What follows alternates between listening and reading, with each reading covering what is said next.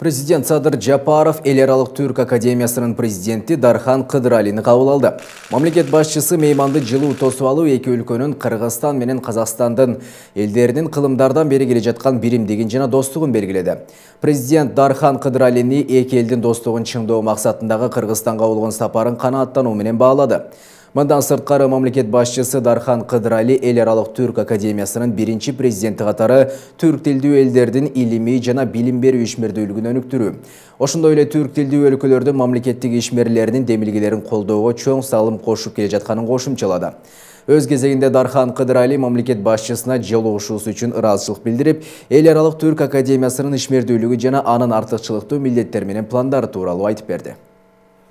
Biz Эл аралык түрк академиясы Кыргызстандын орны бар. Жөн анткенде біз Бишкек саммитинде эл аралык статус алдык.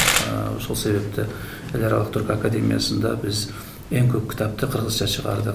Азыркыга дейин мен кыскача айтып өтсөм, біз Манастын сөздүгү, Манастын энциклопедиясын, Манас эпосун чыгарып, андан кийин Манас фестивалын өткөрдүк, манасчыларда Талдыкоргон шаарына чейип, андан башка да Токтогул жолун өткөрдүк, Жеңүү Жок, Жамбыл.